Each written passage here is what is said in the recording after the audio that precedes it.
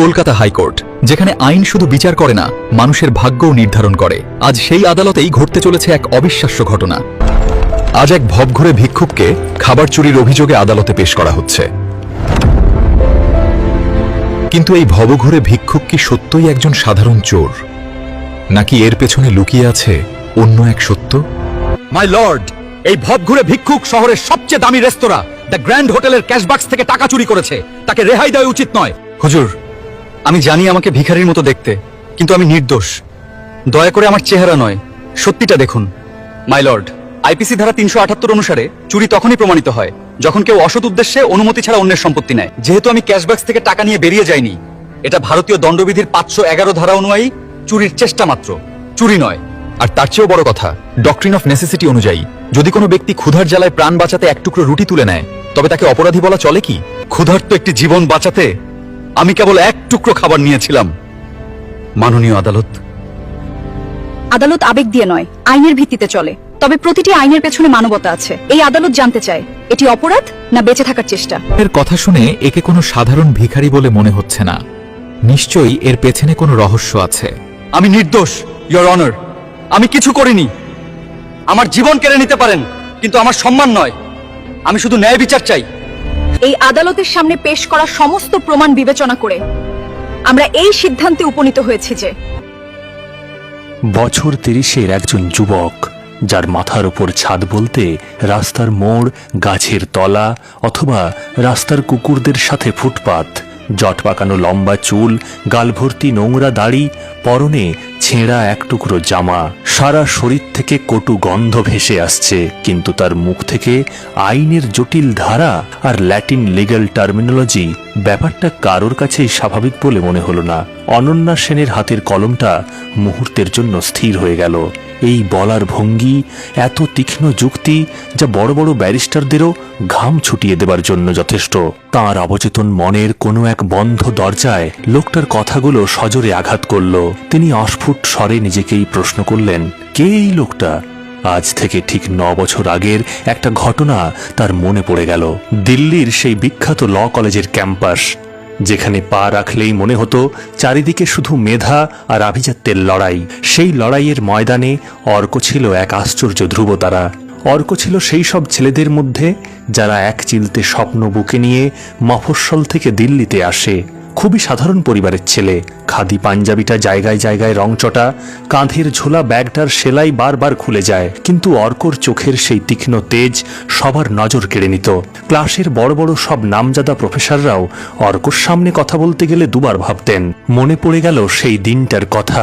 ক্লাসে তখন এক প্রখ্যাত প্রফেসর সংবিধানের মৌলিক অধিকার নিয়ে বক্তৃতা দিচ্ছেন। প্রফেসর যখন আইনি ব্যাখ্যা দিয়ে বললেন যে রাষ্ট্র চাইলে যে কোনো ব্যক্তির স্বাধীনতা খর্ব করতে পারে, ঠিক তখনই পেছনের বেঞ্চ থেকে দাঁড়িয়ে পড়েছিল অর্ক। সে কোনো নোটবুক না দেখে ব্রিটিশ আমলের একটা পুরনো রায় থেকে শুরু করে আন্তর্জাতিক হিউম্যান রাইটসের একের পর এক অকাট্য যুক্তি সাজিয়ে প্রফেসরের প্রথাগত ধারণাকে ধুলোয় মিশিয়ে দিয়েছিল। পুরো ক্লাসরুম তখন নিস্তব্ধ। প্রফেসর চশমাটা ঠিক করে নিয়ে শুধু বলেছিলেন, অর্ক, তোমার মেধা এই ক্লাসরুমের 4 দেওয়ালে বন্দি থাকার মতো নয়। তুমি একদিন এই দেশের বিচার ব্যবস্থাকে শাসন করবে। সেই ক্লাসেই সামনের সারিতে বসে থাকত অনন্যা। অনন্যা ছিল ঠিক অর্কর বিপরীত। তার বাবা ছিলেন দিল্লির একজন দাপুটে আইপিএস অফিসার। প্রাচুর্যের মাঝেই অনন্যার বেড়ে ওঠা, কিন্তু অর্কর সেই সাধারণ বেশভূষার আড়ালে লুকিয়ে থাকা অসাধারণ মেধা আর অদম্য ব্যক্তিত্ব অনন্যাকে মন্ত্রমুগ্ধ করে ফেলেছিল। অনন্যার ইমপ্রেস হওয়ার মুহূর্তটা ছিল খুব সহজ অথচ গভীর। একদিন বৃষ্টির বিকেলে অনন্যা দেখল কলেজের ক্যান্টিনের বাইরে একজন বৃদ্ধা ভিখারিনীকে খুব বাজেভাবে তাড়িয়ে দিচ্ছে একদল উচ্ছৃঙ্খল ছাত্র। অনন্যা কিছু বলতে যাবার আগেই দেখল অর্ক এগিয়ে এসেছে। অর্ক নিজের পকেটের শেষ কয়েকটা টাকা ওই বৃদ্ধার হাতে তুলে দিয়ে খুব শান্ত গলায় সেই ছাত্রদের এমন এক আইনি ধারায় কথা বলল, যা শুনে তারা মাথা নিচু করে চলে যেতে বাধ্য হলো। অর্ক কোনো হিরো হওয়ার চেষ্টা করেনি, সে কেবল নিজের বিবেক আর ন্যায়ের প্রতি দায়বদ্ধ ছিল। অনন্যা সেদিনই বুঝেছিল দামি গাড়ি আর আভিজাত্যের চেয়েও বড় হলো মানুষের চরিত্র। সেই বৃষ্টিতে ভেজা বিকেলে অর্কর আত্মসম্মান আর অন্যায়ের বিরুদ্ধে দাঁড়ানোর সাহস অনন্যাকে চিরদিনের মতো তার প্রতি মুগ্ধ করে দিয়েছিল। ধীরে ধীরে তাদের মধ্যে সখ্যতা বাড়ল। দিল্লির কনট প্লেসের কফি হাউসে ঘন্টার পর ঘন্টা তাদের আড্ডা চলত। অর্ক যখন আইনের জটিল সব গল্প শোনাত, অনন্যা মুগ্ধ হয়ে চেয়ে থাকত। একদিন ইন্ডিয়া গেটের সামনে পড়ন্ত বিকেলে অর্ক অনন্যার হাতটা ধরে বলেছিল, অনন্যা, আমার পকেটে তোমাকে বড় কোনো হোটেলে খাওয়ানোর মতো সামর্থ্য নেই, কিন্তু আমি কথা দিচ্ছি একদিন তোমাকে দেশের সব থেকে বড় হোটেলে খাওয়াবো। অনন্যা বলেছিল, তোমার সাথে ফুটপাতের দোকানে দাঁড়িয়ে খাওয়াটার মূল্য আমার কাছে দামি রেস্তোরাঁর চাইতেও অনেক বেশি। অর্ক, তাদের প্রেমটা ছিল প্রতিটা আইনের ধারার মতো অটল। কলেজের সেই সোনালী দিনগুলো শেষ হতে না হতেই বাস্তব জীবনের লড়াই শুরু হলো। অর্ক এবং অনন্যা দুজনেই আইনের জগতে পা রাখলেন, কিন্তু তাদের ভাগ্য দুদিকে বইতে শুরু করলো। অর্কর মেধা আর তীক্ষ্ণ যুক্তি তাকে জেলা কোর্ট থেকে রাতারাতি হাইকোর্ট এবং তারপর সুপ্রিম কোর্টের আঙ্গিনায় পৌঁছে দিল। অর্ক দেশমুখ তখন এক পরিচিত নাম, যার কালো কোটের আড়ালে লুকিয়ে থাকে দুর্নীতির জম। অন্যদিকে অনন্যা জেলা কোর্টের ছোট ছোট মামলা নিয়ে লড়াই করছিলেন। ব্যস্ততা বাড়লেও তাদের প্রতিদিনের ফোনে কথা বলা বা একে অপরকে সাহস জোগানো থামেনি। দিন পেরিয়ে যাচ্ছিল। ঠিক তখনই অর্কর জীবনে সেই অভিশপ্ত কেস ফাইলটি এলো। একদিন তার চেম্বারে একজন বৃদ্ধ এসে কান্নায় ভেঙে পড়লেন। তার একমাত্র ছেলেকে পুলিশ সুপার নিজের হাতে এনকাউন্টার করে দিয়েছেন, কেবল একজন প্রভাবশালী মন্ত্রীর জমি দখলের পথে বাধা হওয়ার অপরাধে। বৃদ্ধের সেই হাহাকার আর জীর্ণ শরীর দেখে অর্কর রক্ত টকবক করে ফুটে উঠল। তিনি ফাইলটা খুললেন, কিন্তু প্রথম পাতাটা উল্টোতেই অর্কর সিদ্ধানা দিয়ে একটা শীতল স্রোত বয়ে গেল। অভিযুক্ত পুলিশ সুপারের নাম আইপিএস অনাদি মুখোপাধ্যায়, অর্থাৎ অনন্যার বাবা। অর্কর হাত থেকে ফাইলটা টেবিলে পড়ে গেল। তিনি জানালার বাইরে দিল্লির ধূসর আকাশের দিকে তাকিয়ে রইলেন। একদিকে তার ভালোবাসা, যে মানুষটির সাথে তিনি জীবন কাটানোর স্বপ্ন দেখেছেন, আর অন্যদিকে তার বিবেক, যা তাকে মনে করিয়ে দিচ্ছে যে তিনি একজন ন্যায়ের রক্ষক। সেদিন রাতেই অনন্যার ফোন এলো। অনন্যা খুব সাধারণভাবেই দিনভর তার মামলার ছোটখাটো সাফল্য অর্ককে শোনাচ্ছিল। অর্ক চুপ করে সব শুনছিলেন। তিনি একবারও বুঝতে দিলেন না যে তিনি অনন্যার বাবার বিরুদ্ধে মরণপণ লড়াইয়ের প্রস্তুতি নিচ্ছেন। অর্ক নিজেকে শক্ত করলেন। তিনি ভাবলেন, যদি আমি আজ মুখ ফিরিয়ে নিই তবে আমি আর আইনের ছাত্র থাকব না। অনন্যাকে আমি ভালোবাসি ঠিকই, কিন্তু তার বাবাকে নির্দোষ প্রমাণ করার অধিকার আমার নেই যদি তিনি সত্যি অপরাধী হন। অর্ক গোপনে তদন্ত শুরু করলেন।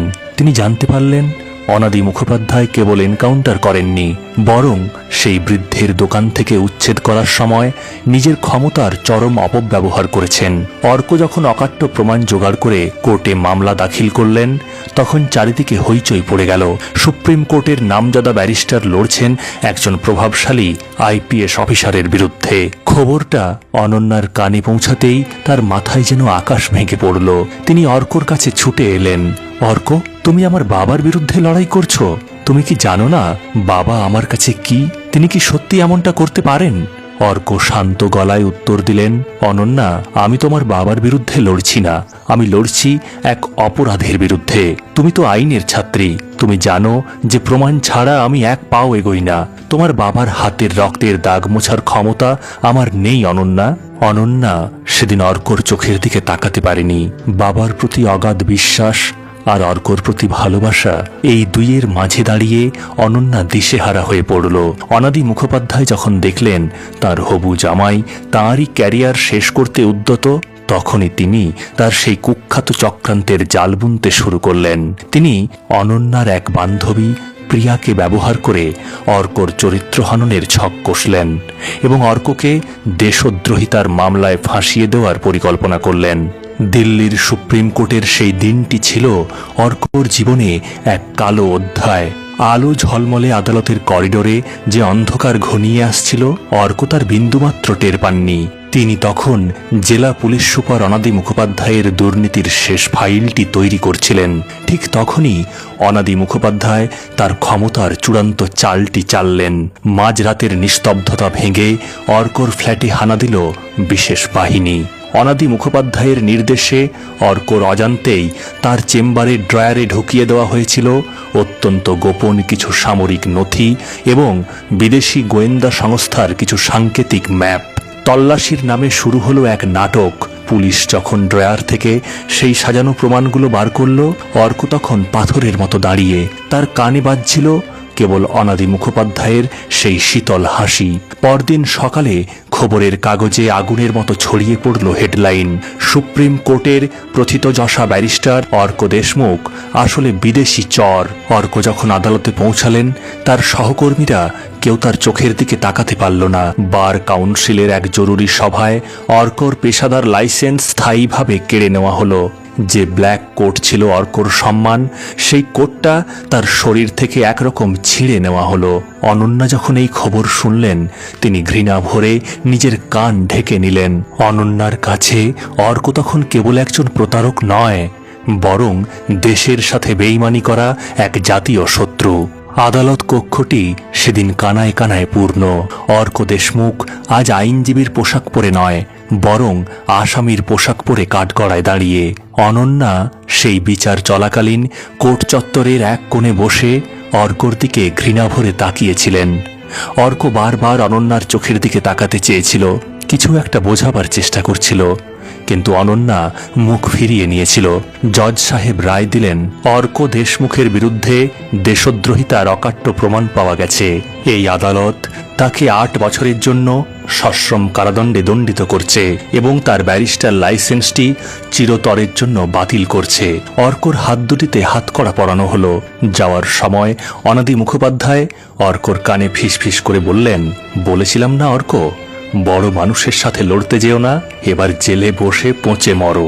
আর আমার মেয়ের জীবন থেকে তো তোমায় আমি আগেই মৃত ঘোষণা করে দিয়েছি। আর এভাবেই অর্ক অনন্যা এবং সমাজের কাছ থেকে চিরতরের জন্য হারিয়ে গিয়েছিল। তারপর থেকে কেউ আর তার খবর রাখেনি।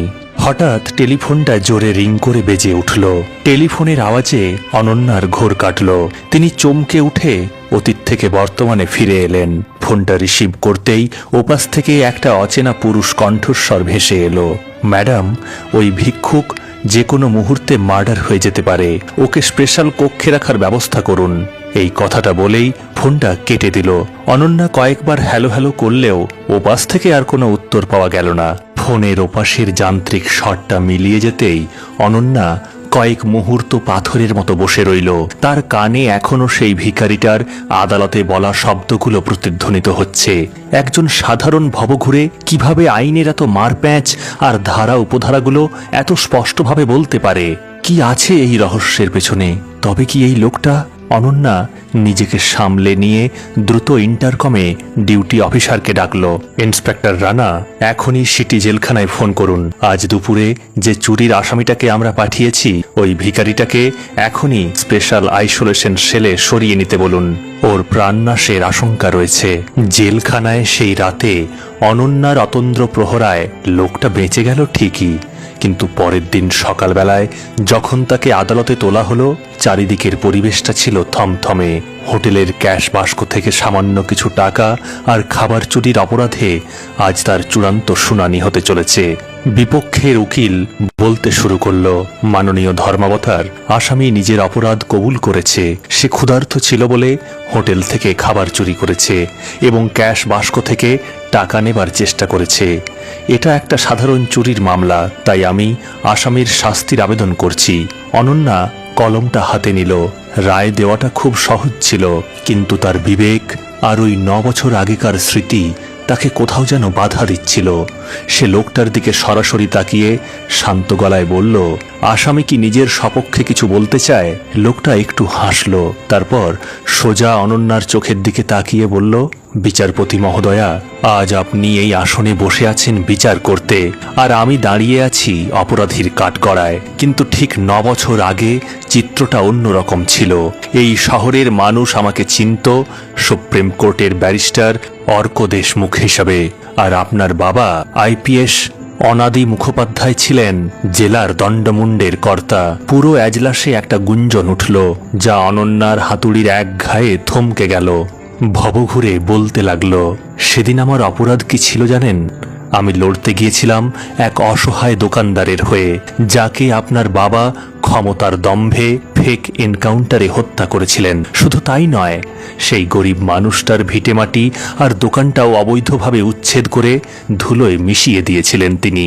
আমি যখন সেই এনকাউন্টারের আসল সত্য আর দুর্নীতির ফাইল নিয়ে আদালতের দরজায় কড়া নেড়েছিলাম, ঠিক তখনই আপনার বাবার ভেতরের সেই রক্ষকটা ভক্ষক হয়ে উঠল।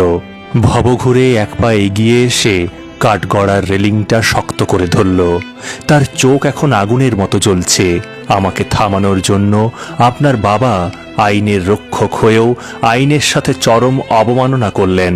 রাতারাতি আমার চেম্বারে বিদেশি অস্ত্র আর দেশ বিরোধী নথিপত্র সাজিয়ে রাখা হলো। পরের দিন হেডলাইনে এলো, সুপ্রিম কোর্টের ব্যারিস্টার আসলে একজন দেশের শত্রু, একজন দেশদ্রোহী। যে হাত দিয়ে আমি সংবিধান রক্ষা করতাম, সেই হাতেই আপনার বাবা হাতকড়া পরিয়ে দিলেন। ক্ষমতার অপব্যবহার করে একজন সত্যের সৈনিককে তিনি জ্যান্ত কবর দিয়ে দিলেন। 9টা বছর আমি জেলের অন্ধকার আর রাস্তার ধুলোয় কাটিয়েছি, শুধু এই দিনটার অপেক্ষায়। সে একটু থামল, তারপর ব্যঙ্গাত্মক হাসি হেসে বলল, ম্যাডাম, আজ আমি খাবার চুরি করতে যাইনি। আমি আপনার বাবার সেই পুরনো পাপের দলিলগুলো উদ্ধার করতে গিয়েছিলাম, যা আজও ওই হোটেলের পেছনের ভাঙা গুদামে লুকোনো ছিল। আমি চেয়েছিলাম সমাজ জানুক, যাকে তারা আদর্শ অফিসার হিসাবে পুজো করে, তার হাতের রক্ত এখনো শুকোয়নি। আজ প্রশ্নটা আমার চুরির নয়, প্রশ্নটা হলো, আপনি কি আপনার বাবার অপরাধের ফাইলটা খোলার সাহস দেখাবেন, নাকি বাবার রক্ত বলে আপনি নিজেও মুখ ফিরিয়ে নেবেন? ভবঘুরে যখন কথাগুলো শেষ করল, তখন পুরো আদালত কক্ষ পাথরের মতো নীরব হয়ে গেছে। অনন্যা অনুভব করল তার শিরদাঁড়া দিয়ে একটা ঠান্ডা স্রোত বয়ে যাচ্ছে। তার আদর্শ, তার গর্ব, সবই কি এক বিশাল মিথ্যের ওপর দাঁড়িয়ে? এই ভবঘুরে আজ একজন ভিক্ষুক হিসেবে নয়, একজন অভিজ্ঞ ব্যারিস্টারের মতো সত্যের কাঠগড়ায় অনন্যাকেই দাঁড় করিয়ে দিল। অনন্যার চোখের সামনে তার বাবার সাদা ধপধপে ইউনিফর্মটা রক্তে ভিজে লাল হয়ে উঠতে শুরু করেছে। সে নিজের কাঁপা হাত দুটো শক্ত করে মুঠো করল, তারপর পরিষ্কার যান্ত্রিক স্বরে বলল, আসামির দেওয়া বয়ান অত্যন্ত গুরুতর। এটি শুধুমাত্র একটি চুরির মামলা নয়, বরং এটি রাষ্ট্রের এক উচ্চপদস্থ আধিকারিকের বিরুদ্ধে আনা মারাত্মক দুর্নীতির অভিযোগ। মিস্টার অর্ক দেশমুখ, আপনি কি এই আদালতে শপথ নিয়ে বলতে পারবেন যে এই অভিযোগগুলোর সত্যতা প্রমাণের ক্ষমতা আপনার আছে? ভবঘুরে বলল, অর্ক দেশমুখ প্রমাণ ছাড়া কথা বলে না ম্যাডাম। যে ফাইলে আপনার বাবার দুর্নীতির প্রতিটি নথিপত্র রয়েছে, যে ফাইলে ওই নিরীহ মানুষটার এনকাউন্টারের ভিডিও ফুটেজ রয়েছে, সেটা আজ আমার কাছে আছে। 9 বছর আগে অর্ক দেশমুখকে হারানো সহজ ছিল, কিন্তু আজ যে ভিক্ষুকটা আপনার সামনে দাঁড়িয়ে রয়েছে, তার হারানোর বলে কিছু নেই। আজ আমি অনাদি মুখোপাধ্যায়ের মুখোশ খুলে দেব। অনন্যা তার বাবার প্রতি সমস্ত মায়া আর আবেগ বিসর্জন দিয়ে কলম তুলল। সারা আদালত কক্ষ তখন রুদ্ধশ্বাসে প্রতীক্ষায়। অনন্যা বলতে শুরু করল, এই আদালত মনে করে যে অর্ক দেশমুখের আনা অভিযোগগুলো অত্যন্ত গুরুতর এবং রাষ্ট্রের নিরাপত্তার সাথে যুক্ত। এই অভিযোগের সুষ্ঠু তদন্তের স্বার্থে এবং ন্যায়ের স্বার্থে আমি নির্দেশ দিচ্ছি, আইপিএস অনাদি মুখোপাধ্যায়কে এই মুহূর্ত থেকে তার পদ থেকে সাময়িক বরখাস্ত করা হোক। আগামী শুনানিতে তাকে সশরীরে এই আদালতে উপস্থিত হয়ে তার বিরুদ্ধে ওঠা অভিযোগের জবাবদিহি করতে হবে। সেদিন সন্ধেবেলায় অনন্যা যখন বাড়ি ফিরল, দেখল বসার ঘরে অন্ধকারে বসে রয়েছেন অনাদি মুখোপাধ্যায়। তার চোখে এক অদ্ভুত হিংস্রতা। কঠিন স্বরে সে বলল, নিজের বাবার বিরুদ্ধে সমন জারি করলি অনন্যা? ভুলে গেলি এই সম্মান, এই চাকরি তুই কার দৌলতে পেয়েছিস? অনন্যা শান্ত কিন্তু দৃঢ় কণ্ঠে বলল, আমি কিছুই ভুলিনি বাবা, কিন্তু তুমি ভুলে গেছো যে ইউনিফর্মটা তুমি পরো সেটা দেশ রক্ষা করার জন্য, মানুষ মারার জন্য নয়। অর্ক দেশমুখকে তুমি 9 বছর আগে হারিয়ে দিয়েছিলে, কিন্তু আজ একজন জাস্টিস অনন্যা মুখোপাধ্যায়ের কাছে তুমি হেরে গেছো। অনাদি মুখোপাধ্যায় উঠে দাঁড়ালেন, তার চোখে কুটিল হাসি। তুই এখনো অনেক ছোট রে অনন্যা, ক্ষমতার লড়াই তুই বুঝবি না। ওই ভিক্ষুকটা প্রমাণ জোগাড় করতে পারবে না। অনন্যা বলল, প্রমাণ ও দেবে না বাবা, প্রমাণ আমি খুঁজে বের করব, কারণ আমি শুধু তোমার মেয়ে নই, আমি একজন ন্যায়ের সেবক। পরদিন আদালত কক্ষ লোকে লোকারণ্য। এজলাসের বাইরে হাজার হাজার সাধারণ মানুষ ভিড় করেছে। কাঠগড়ায় আজ সাদা পোশাকে দাঁড়িয়ে আছেন আইপিএস অনাদি মুখোপাধ্যায়। তার চোখে আগের সেই দম্ভ নেই, কিন্তু চোয়াল এখনো শক্ত। বিচারকের আসনে বসে অনন্যা যখন সেই বহু প্রতীক্ষিত তথ্য প্রমাণগুলো পেল, তখন তার সামনে কেবল 2 টুকরো প্লাস্টিক বা কাগজ ছিল না, ছিল তার বাবার সাজানো মিথ্যে সাম্রাজ্যের ধ্বংসাবশেষ। অনন্যা গভীর শ্বাস নিয়ে প্রমাণগুলো পরীক্ষা করল।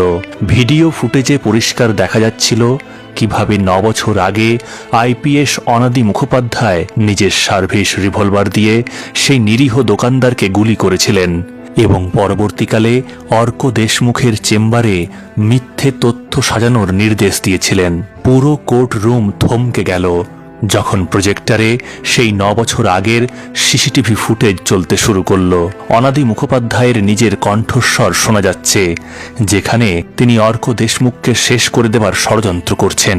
অর্ক দেশমুখের দেওয়া সেই অকাট্য তথ্য প্রমাণ আদালত গ্রহণ করার পর অনন্যা বুঝতে পারল পরিস্থিতি এখন আর সাধারণ চুরির মামলার মধ্যে সীমাবদ্ধ নেই। অনন্যা অত্যন্ত পেশাদারিত্বের সাথে ঘোষণা করল, এই আদালত দেখতে পাচ্ছে যে অর্ক দেশমুখের বিরুদ্ধে আনা চুরির অভিযোগটি সম্পূর্ণ ভিত্তিহীন। তিনি কোনো অপরাধমূলক উদ্দেশ্যে হোটেলে প্রবেশ করেননি, বরং ন্যায় বিচারের স্বার্থে দাফন হওয়া প্রমাণ উদ্ধার করতে গিয়েছিলেন। তাই এই মুহূর্ত থেকে মিস্টার অর্ক দেশমুখকে সমস্ত অভিযোগ থেকে সসম্মানে খালাস দেওয়া হলো এবং একই সাথে রেকর্ড করা তথ্য প্রমাণ এবং ভিডিও ফুটেজ অনুযায়ী আইপিএস অনাদি মুখোপাধ্যায়ের বিরুদ্ধে ঠান্ডা মাথায় খুন, সেকশন 302 তথ্য প্রমাণ লোপাট, সেকশন 201 এবং ক্ষমতার অপব্যবহার করে একজন নিরপরাধ নাগরিককে ফাঁসানোর প্রাথমিক প্রমাণ পাওয়া গেছে। আদালত নির্দেশ দিচ্ছে অনাদি মুখোপাধ্যায়কে এই মুহূর্তে এজলাস থেকে গ্রেপ্তার করা হোক এবং তাকে কোনো প্রকার জামিন ছাড়াই বিচার বিভাগীয় হেফাজতে পাঠানো হোক। অনন্যা জানত তার বাবা একজন অত্যন্ত প্রভাবশালী ব্যক্তি, তাই এই মামলার স্বচ্ছ তদন্তের জন্য একটা বিশেষ তদন্তকারী দল গঠন করা হলো, যা সরাসরি হাইকোর্টের তত্ত্বাবধানে কাজ করবে। আগামী 48 ঘন্টার মধ্যে এই দুর্নীতির সাথে যুক্ত বাকি আধিকারিকদের তালিকা আদালতে পেশ করতে হবে। একজন সৎ বিচারক হিসাবে অনন্যা জানত যে সে নিজের বাবার মামলার চূড়ান্ত রায় দিতে পারে না, কারণ তাতে স্বার্থের সংঘাত তৈরি হবে। তাই সে এক ঐতিহাসিক সিদ্ধান্ত নিল, যেহেতু এই মামলার প্রধান অভিযুক্ত আমার জন্মদাতা পিতা, তাই ন্যায় বিচারের স্বচ্ছতা বজায় রাখতে আমি নিজেকে এই মামলার পরবর্তী শুনানি থেকে সরিয়ে নিচ্ছি।